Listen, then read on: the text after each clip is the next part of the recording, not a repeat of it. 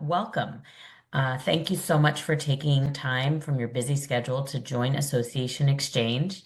My name is Jamie Bollier. I am the Senior Vice President for Executive Education and CEO Programs at the American Bankers Association. But today I'm wearing my co-organizer hat for Association Exchange. We are a free virtual lunch group for the association community. We do offer one CAE credit through ASAE if you attend the session live, but you are responsible for tracking and reporting your CAE credits to ASAE. We welcome your comments and questions throughout the presentation. You can place them right into the chat box. Christy's going to tackle them throughout the presentation as well as at the end. Before we get to our program du jour, I did want to get our May program on your calendar. It's going to be held May 20th, and the topic is Stand Out, Tips on How to Advance Your Career in Association Management.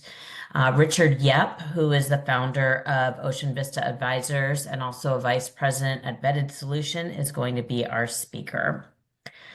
So today's AXC program is titled Welcome with Purpose, Designing an Onboarding Experience that Drives Engagement and Retention.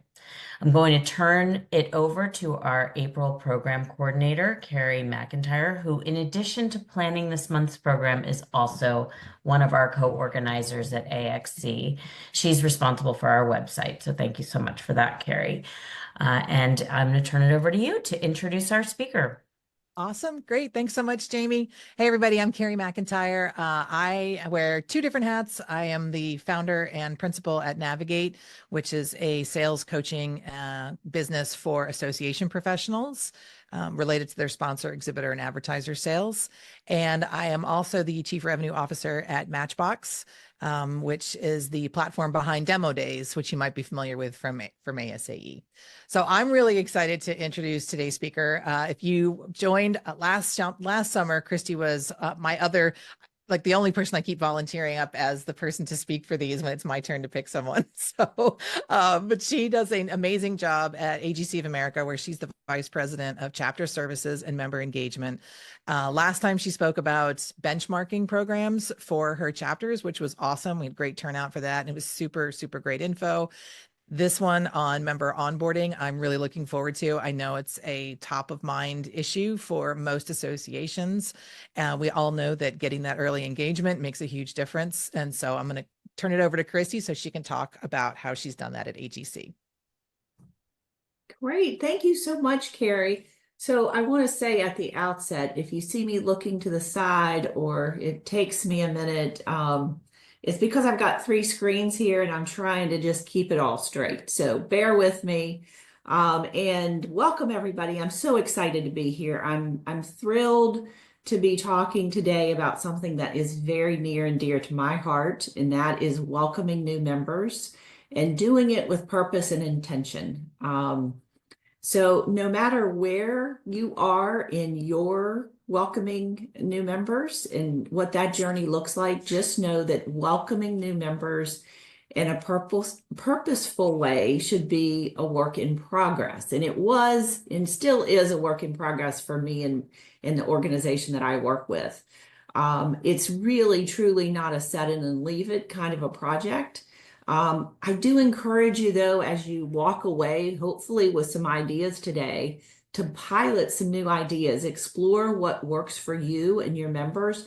What works for my association might not be the best fit for yours. But what I'm hoping today is that we surface lots of different ideas and you're able to walk away with at least one or two new ideas. It's about creating a process, measuring your results, and then tweaking your approach, of course. As I said, I don't have all the answers. I can share what I've seen work and what I know works for some associations, but I'm not here knowing all of the answers. So I want you to know that our time together today is going to be interactive. So keep your chat open and get ready to share and participate. The more you contribute today, the more I think you're going to gain and get out of today's session. So let's get started. A quick roadmap for what we're going to do today and what we're going to talk about. We'll be talking about why onboarding matters, where it often falls flat, and how you can build an experience, a true experience for your members that drives retention and real connection so that you're creating some really nice stickiness for them. We're going to wrap up with a few real life examples that I'll share, and I'm going to give you some tools that hopefully you can take back and strategies to test and try with your own teams right away. What I want to start with first, though, is a quick poll. So give me a moment here. And okay.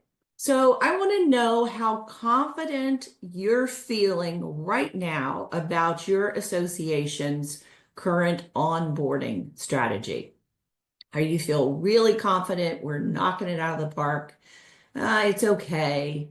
We don't really have a process. We're kind of just winging it. What onboarding strategy? So take a minute, if you will, and respond to the poll. And then I'll share the results. So let us know how you're feeling about your own onboarding strategy. No judgment here at all. We're all here to learn together. And in fact, I'm hoping that I'm going to pick up some tips and tricks from all of you. All right. All right, great. Give it another second.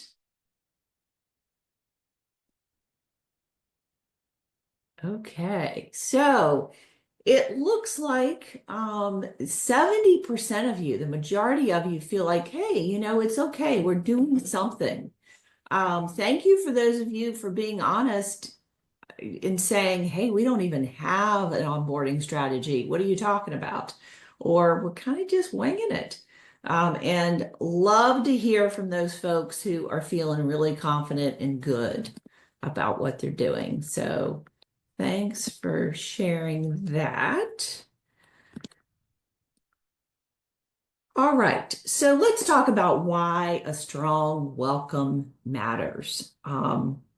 Retention really starts, and I always tell my team we have to have this mindset that we really have about 3 months or 90 days to capture the hearts and attention of a new member. This is when people decide if the membership they signed up for was worth it. That's the case whether it's a large professional or trade association, or if it's a teeny tiny chapter or small organization. If you take nothing else away today, I would encourage you to really, truly prioritize the first 90 days with your new members. Onboarding is truly more than just a one and done email, I believe, although if you're not doing anything right now, an email is a really great place to start. And we're going to talk about some samples and some ways that you can do that. It's truly an intentional and process driven. So very process driven. Okay. And it is something that once you set it up, I believe that it can become a well-oiled machine and you can be very efficient at it, even if you only have 2 or 3 staff. I encourage you to think about it as a journey that allows you to build trust and belonging with your members. Your members, when they join, need to know that you have their back and that you're there and committed to helping them solve their most pressing problems. Because after all, that's why members join our associations, right? So first impressions are super important. And so I want to pause for just a minute and have a little bit of real talk here. I believe that you have about 3 emails before somebody checks out. And so you really, really need to think very strategically about what you're going to say in those first 3 emails, because if you don't capture their attention, they are psychologically deciding that your emails either are too long and they don't have time to read them, or there's not enough information in the email. There isn't a call to action. And so your emails aren't worth reading. And so they're immediately going to be thinking about, and there's a lot of research out there and psychoanalytics that talks about how people really respond. And the chance that you have is really in these first three emails. Hey, Christy, can I just ask one quick question related to the stats on this one and the other one? Do you have, how much of these are things you have like tracked versus stats you've seen elsewhere? And maybe you can share a little bit about that. Yeah, sure. So these are from experience. We do track, we have an entire email campaign that we run, and we track and we can see the emails and how people fall off. We can see the ones that they're the most engaged in. And I will tell you that over the years, in putting together a welcome campaign, we have focused much of our attention, a lot of our attention on making sure that we're getting those first couple of emails super tight, super brief, very engaging, very, I'll use the word happy, and welcoming to people so that we don't lose them after the first or second go around. The other thing that I will mention is if you haven't read the book, Elevating Engagement, my good friend Amanda Lee Kaiser has written an entire book about engagement, and she talks about the same concepts. And she has done a lot more research than I have, so don't take it from me, but I will say that she has done a lot of research in this area, and she maintains the same thing when it comes to the number of emails. The other thing that I'm going to mention here is, lots of times what we do when a new member joins is we automatically throw them into all of the other marketing emails that we're sending every other member.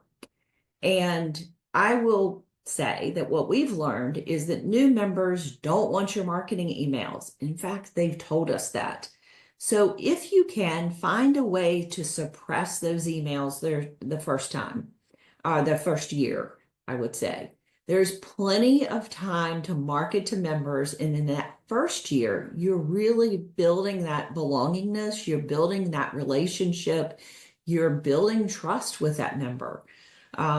So I encourage you to find a way to work with your marketing department and suppress those marketing emails. Finally, keep in mind that the membership journey actually starts before the member ever joins. So just something to think about. But if you have a membership application that is difficult to navigate, if you have a clunky join process, take a look at that before you ever start to think about how you're going to welcome them. You're actually starting their journey before they ever join the association. So look at how you're engaging with your prospects. Look at how the journey begins, and take a look at that membership application and that join process, because it might be outdated. It might be clunky. And it is creating, whether you intend it or not, you're creating a first impression, but you're probably not even aware of how it's affecting your onboarding process. So let's pause and reflect for just a minute. I want you to, and if it's easier for you, close your eyes. And I want everybody to think about the last new member or group of members, because I know some of you might be with large associations and you might be bringing in 100 or more members a month. So I want you to think about the last new member or the last new set of members who joined your organization. What was their first 30 days like?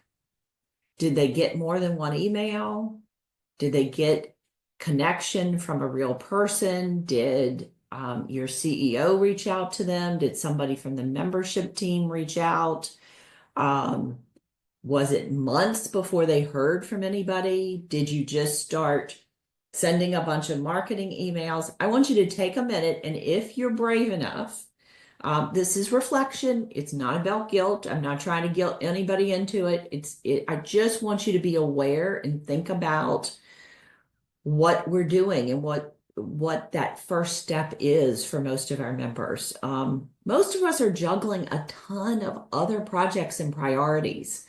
But if we don't create a clear path for new members, we leave engagement up to chance. And we don't want to be doing that. So this is totally optional. But if I have a few brave folks out there that are willing to, drop one word, just one word into the chat that describes your new member's first 30 days that you just envisioned.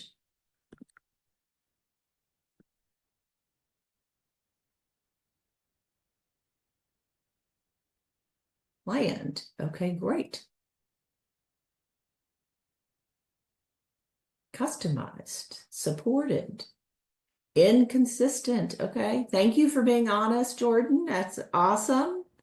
Welcomed, engaging. Okay, great. Oh, I love, Kelly, that you're segmenting for your new members. We're going to talk about that a little bit. Inundated with emails. Yep, I've been there. I know what you mean.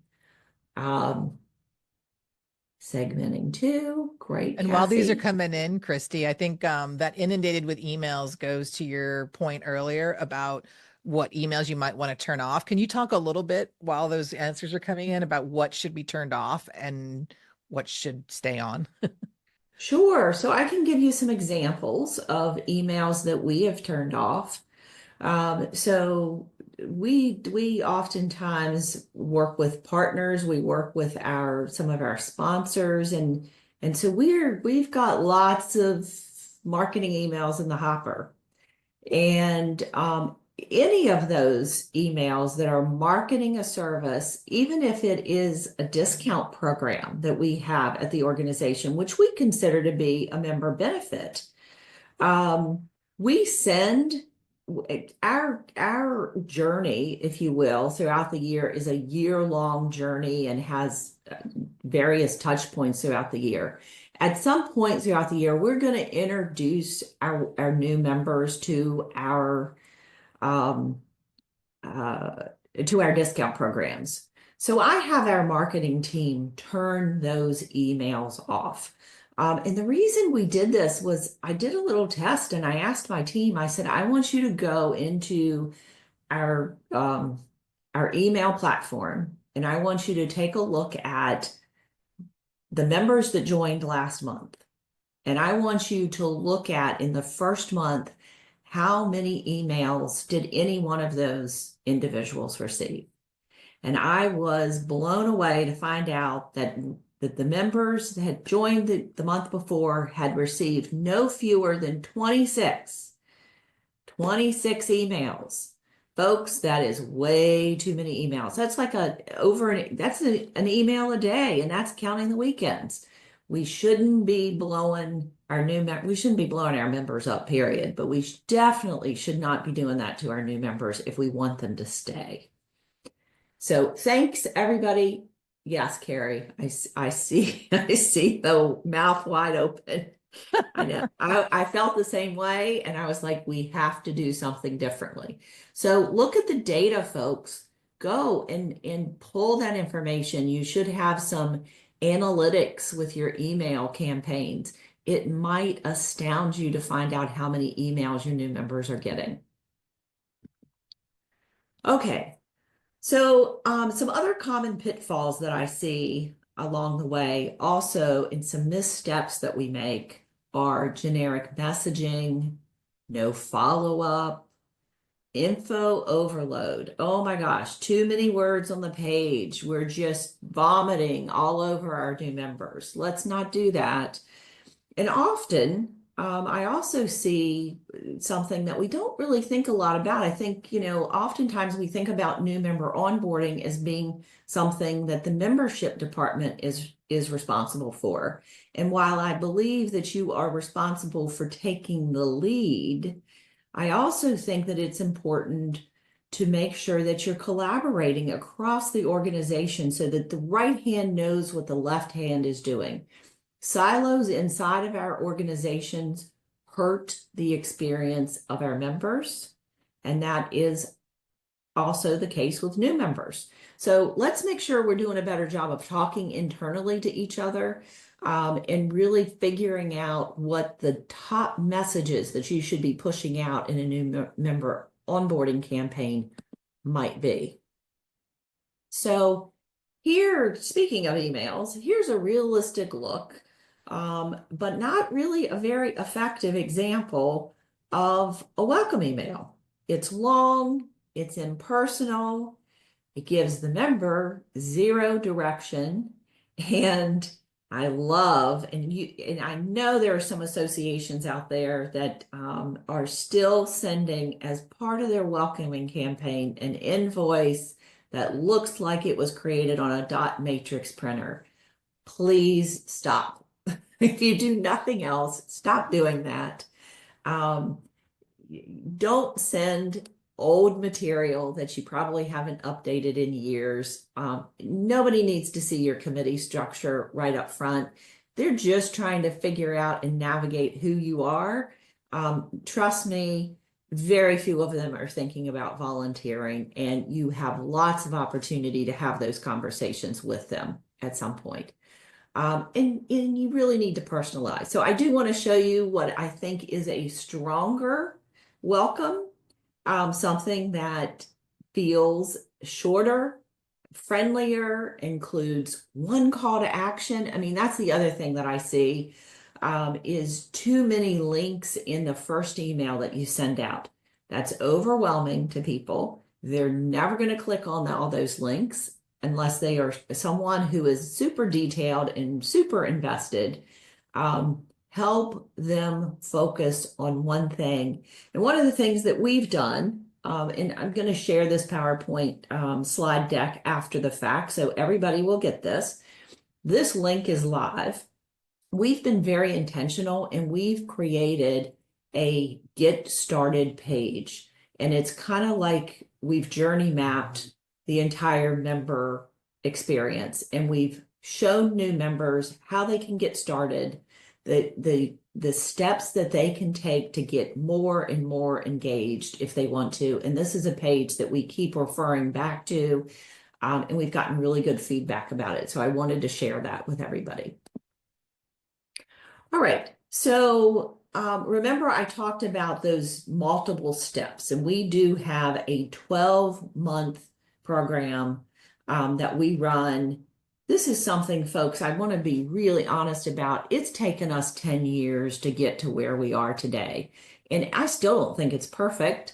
But this is all to say that new member onboarding is should be a clear, defined process. This is a sample. It's a 12-month timeline that I have laid out here. It's spread out into touch points and includes a mix of some digital and personal engagement. Again, this is simply a sample, and I'll kind of walk through a little bit. So we do, a quick happy welcome email that goes to our new folks. It goes within the first day that we know about the new member. For our association, we rely on our chapters. We have 88 chapters across the country. The member joins at the chapter level. Once they've joined the chapter, they automatically get access to the national organization.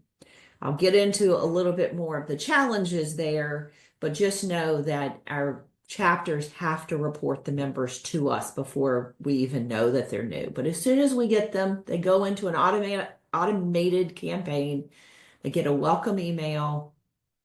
They don't necessarily, in our case, get a staff welcome call, but I think that certainly is something that I see a lot of our chapters are smaller organizations that might be onboarding, 5 or 10 new members a month. They're making a welcome phone call. And then within a couple of weeks of that phone call, they're actually checking in to see if the resource that they provided was helpful, to see if the connection that they made with somebody was valuable. They're taking a temperature read along the way. They're inviting them to a meeting or an event. They're doing in-person and virtual orientations, maybe somewhere around month 3. We now have started offering quarterly in-person orientations, and we don't just open it up to new members, because what we've realized is, gosh, a lot of our members who have been around for a while don't even know the ins and outs of how to engage with us. So these orientations are virtual. We do them quarterly, and they are open to every single member. Somewhere around month 6, I encourage folks to do a short survey. Short, very short, 1 or 2 questions. How's it going? What have you liked so far? What are you looking for more information on? Just a real quick survey that you can send out and get some feedback. Invite them to some training, some education and training, or maybe an online webinar. And then I love the idea of finding a way to incorporate video into maybe some of your emails. Video, I mean, look, people don't have the attention spans, none of us do, that we used to. People will watch a short video. Just don't make it 5 or 6 minutes. They're never going to sit around and listen to that. But create a 30-second to 60-second video. They will engage with that. They'll listen to it, and it will feel like they're having a conversation with somebody. All right, I want to pause for a minute and remind folks that, and I've mentioned this before, and I talked about the fact that we have spent 10 years really refining our approach. But I want to talk a little bit about the fact that Rome wasn't built in a day. So if you're not doing anything today to welcome your members, I would not suggest that you jump in and you try to build what I had on that last slide. It's probably not super realistic. Sending a single email, if you're not doing anything today, is a step in the right direction. An intermediate place to be is make sure you're personalizing your messages, segmenting your members, and that you have multiple touches and that you're getting those right.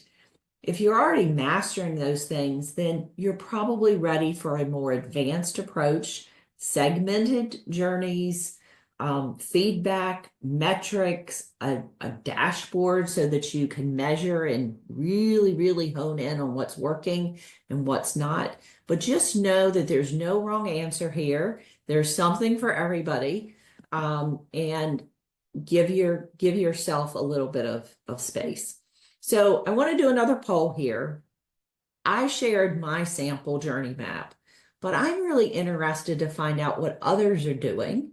And so I am going to launch another poll here. And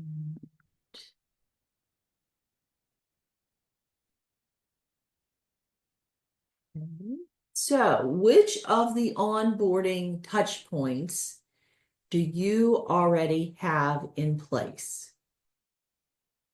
Hold on, I want to make sure.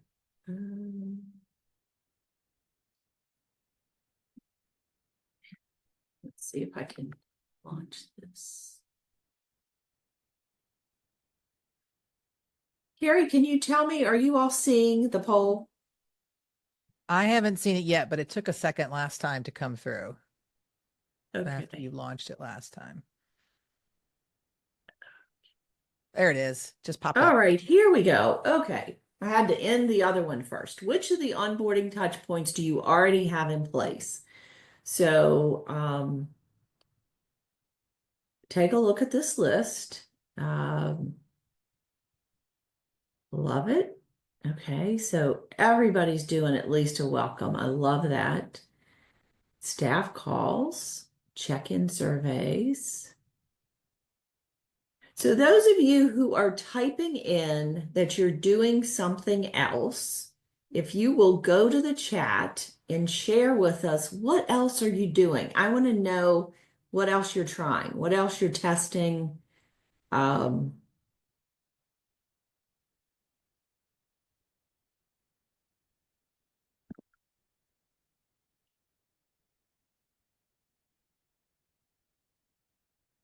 So if you will, We ask our state networks to call new members. Great. Okay. About a third of you are doing orientations. Great.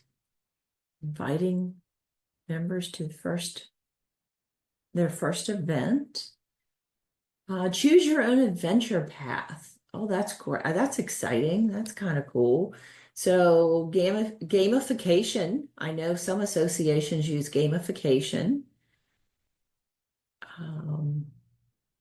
A drip campaign with little bites of information. Great.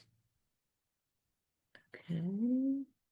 Regional reps welcome new members in our online community. Oh, I love using the online community to welcome new members. Social media. Social media is another really great place to really welcome your members and introduce them to the full community. All right. Thanks, everybody, for sharing. That's great. Okay. So let's talk a little bit more about that first 90 days.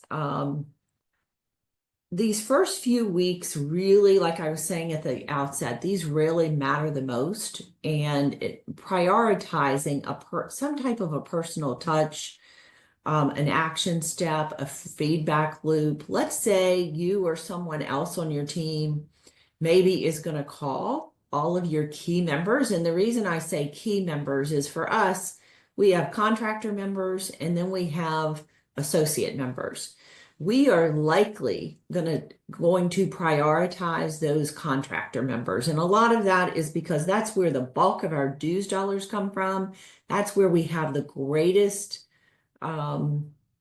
chance of high retention. And those are the members that we really, really want to make sure that we're holding on to. We want to hold on to our associate members as well, but we know based on metrics, based on data, that those are companies that are going to come and go, and there's more of a flow there. So you want to welcome them and invite them to an upcoming event, maybe share a resource about something they tell you that they need. You remember I talked about solving problems, or connect them with somebody, either somebody on staff, maybe another member, maybe a leader who can help them solve a problem. The more you can connect them early, the better chance you have for connecting them long term. And then I think it's really important to reach back out in a couple of weeks to follow up and see if what you connected them to or what you provided them was that helpful. It puts you in front of them one more time, which I think is really important. Don't assume silence from new members means that they're satisfied. That's why I think asking questions early, what problems are you trying to solve? Really trying to understand what your members are looking for. How engaged are they feeling early on? Not all of our members are it's just a fact. They're not all going to attend a meeting. Some are really just going to want to be in the background. They're going to show up for virtual events or virtual offerings, but you want to make sure that you're meeting them where they need you. And the best way to do that is certainly to ask questions. Some people in the chat talked about segmenting. I think segmenting is so important. Personalizing is key. So I'll tell a little story here. We haven't always done this, and we haven't done it well.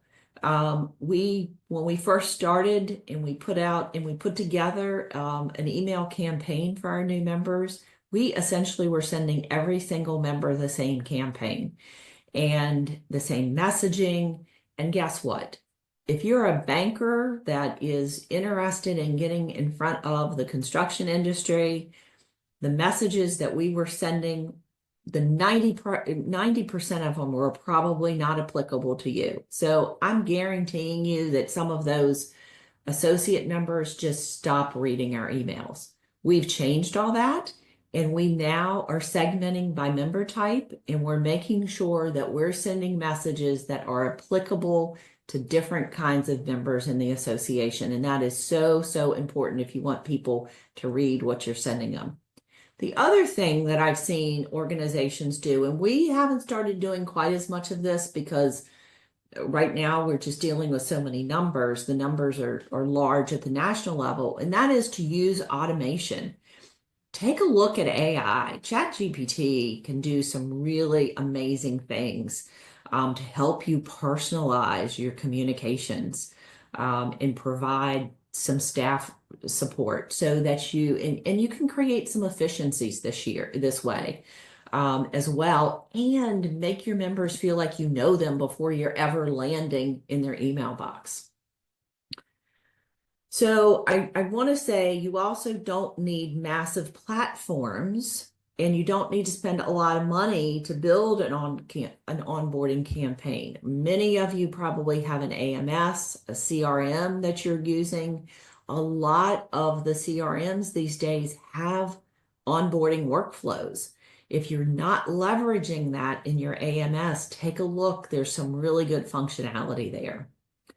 Again, email campaigns, we use in forms in my association, and we're able to create some really sophisticated campaigns, email campaigns that allow us to do that segmenting and allow us to do some follow-ups.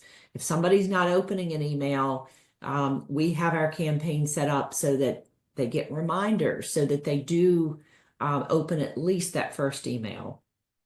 New member dashboards. I think engagement dashboards are super important anyway. You can't change what you don't know. You really need metrics. You need data so that you're understanding really how your members are engaging with you and what they're reading, what they're looking at. That's so important. So even a basic workflow or templates can help your team stay consistent. And this goes for, any kind of welcome kits or digital information that you're sending to them. Creating that internal alignment, I already mentioned this, but membership isn't the only team responsible for new member onboarding. Folks, get on the same page with the rest of your team. They're thinking about their own things. You're subject matter experts around the organization. It takes leadership from the membership folks to really pull everybody together and say, let's talk about this. And that's so important. Aim for micro engagements. So think small to build momentum. A quick poll, a quick survey, a personal shout out. These really truly are lightweight touches that show that you're listening, and it's going to make new members feel seen and feel like they belong. I mentioned social media posts where you shout out your new members. I mean, that makes your new members feel like they're seen and that they're important. So it's your turn. And I'd like for you to go to the chat. And I am not fully monitoring all the chat, but I do see that there's a lot of activity there, which is great. What is one micro engagement you could introduce this month? Just drop your ideas into the chat. Thank you, Sarah. So what is one micro engagement that you're either doing? So a targeted welcome email for different segments. Great. What else? A poll in the online community. That's great. Sending training to new members. Yes. Making personal welcome calls. Love it. Great. Good stuff. Thank you for sharing. All right, I talked about measuring success and the importance of measuring. And what do you want to track? To create a dashboard, I want you to know it doesn't have to be super sophisticated. You don't need to be measuring 15 different things, okay? Start small. If you're not measuring anything right now, look at things like, what's the email engagement look like? Take a look at your analytics. Are people opening those first 3 emails? If they're not, then you need to probably take a look at what's in those emails and you need to start over. Event participation. Are they showing up to things? Are they signing up to volunteer? Now, not everybody's going to want to volunteer, but certainly are you giving your new members an opportunity to do that? And then obviously we always want to be looking at and measuring retention year over year. And segment out, you want to take a look at what is the retention of those first year members. How is that different from somebody who's been a member 10 years or 20 years? Super important to take a look at all those different metrics. So I have a couple of real life examples. I know that we are getting really close to time, and so I'll be just super quick here. So one is a small chapter that I work with, and another is our national association. So I'm going to start with the small association, a Midwest association, 3 staff on a shoestring budget, but they're big on relationships. And a couple of years ago that they noticed that too many of their new members were quietly disappearing by the time their first renewal came around. They didn't have a data analyst, they didn't have a fancy CRM or AMS, but they did have something even better. And I think this is the key, a desire to make every new member feel special, seen, and supported. So they launched a 90-day welcome sprint, is what they called it. It was simple, it was incredibly intentional, and within 24 hours of joining, every new member got a quick, friendly phone call. It wasn't a sales pitch. It wasn't a look at all of the great member benefits we have, just a check-in from somebody on staff. And by the first week, they followed up then with a short email pointing the new member to one helpful resource or matching them with a new business type of interest, say a safety toolkit or an upcoming webinar. They also added handwritten notes to their welcome packet that they mailed their members. It was a small touch, but it really stood out. Then came the game changer. At the 60-day mark, they launched what they called a coffee connector program. New members were paired with board members or a longtime volunteer for a short virtual coffee chat. So this didn't have to be in person. It was completely virtual. There was no agenda. It was just a conversation about how to get involved in the association, what AGC has meant to their business. It was peer-to-peer connection, no staff, nothing. It wasn't staff driven. The results after just 6 months of running that welcome sprint program, they saw their new member retention jump 18%. And even better, those new members were showing up for events, asking questions, joining committees faster than they ever had done before. So you don't need a big team. You don't need big tech. You don't need big systems or a fancy platform to create big impact. Sometimes all it takes is structure, a process, sincerity, and a few well-timed touch points. So, Carrie, I know we're at time. I can keep going if we want, or we can hold tight. Jamie, I'll let you weigh in on that. Are you good with a minute or two? Or do we Well, wanna have- I was just going to ask, are there any additional questions we haven't gotten to, or does anybody Right. have any additional questions to pop into the chat? I've tackled, so far we've been able to keep up with the questions. They were timely to where we were talking. So we've tackled everything so far that was in there as a question. Then I'll say going once, twice on additional questions that people have. Tandy Joe, I'm with you. I'm like, keep going. I know it's been really engaging. Maybe this just year. 5 more minutes. Can we give her 5 more minutes? I think. Oh, yeah. That Sorry, if you the have, folks have to go, totally understand, but we can go 5 more minutes. all That's right. Mhm. Awesome. I'll let Christy wrap it up. Great. Great. Okay. Well, I will share this last story and then we will wrap it up. So I promised I would share a little bit about our journey as a national association. We didn't have any type of formal onboarding process, which I thought was just crazy. Not because we didn't value our new members, but because all of our members joined through our local chapters. And the national team said to me, gosh, Christy, we don't even know always when someone becomes a new member if the chapters are reporting them in a timely fashion. And I said, well, that's not a very good excuse. They reported their rosters inconsistently on different schedules. And so we weren't confident that we were getting our members reported on a regular basis. So I said, well, we just need to start having conversations with our chapters.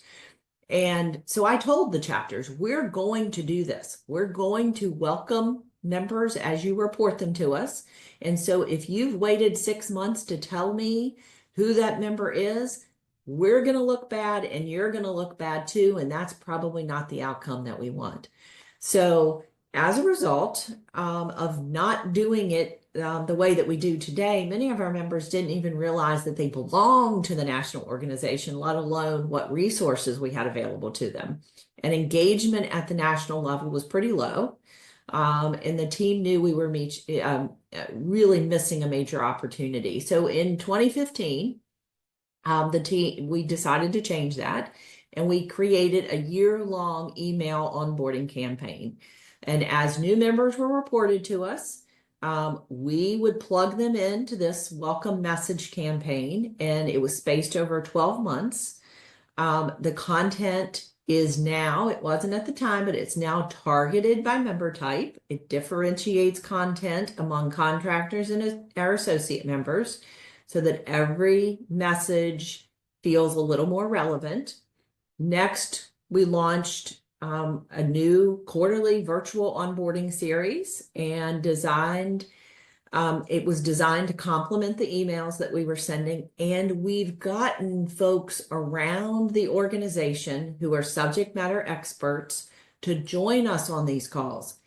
We do breakout groups. We allow the new members to select which breakout group and who on staff they want to talk to. So if they want to learn more about advocacy, they can go to that room. If they want to learn more about our discount programs, they can go to that room, and they can bounce around. And so that has worked really, really well from us. And what I'll say, the impact is that engagement with the national programs has increased. Just this past year has increased by 25%. Chapters are reporting their members much more timely. They are seeing stronger first-year retention because we're icing on the cake. And perhaps most importantly, the effort strengthens the trust between the national organization and the chapter staff, showing that it is possible to do an onboarding campaign with a shared strategy. So the lesson is, even if you have a federated structure like we do, national can definitely play a meaningful role in welcoming and making your members feel welcome. So I would encourage all of you to really think about, as you move forward, what's your onboarding game plan going to be? What's working now? What's missing? What's one thing you can start with next month? We all can evolve our programs. So if you're still with us, what's one thing that you're going to take away and take back in the next 30 days? Drop it in the chat.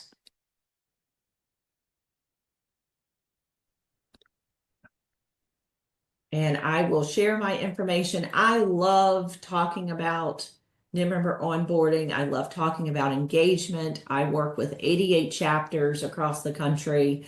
I've dropped my email address in here. I'm happy to connect with you if you have any additional questions for me, or you'd like me to share any of our content or best practices that we use. Well, I have to say, thank you so much, Christy. This has been such an informative webinar. And to your last comment, we really didn't lose anybody between that last 5 minutes. That last story was really impactful. I also want to thank you, Carrie, for planning today's program. It was a real winner. And thank all of you for taking time out of your day to join us. As was noted in the chat, this whole program will be posted. The recording and the slides will be posted on the AXC website. And we look forward to seeing you on May 20th.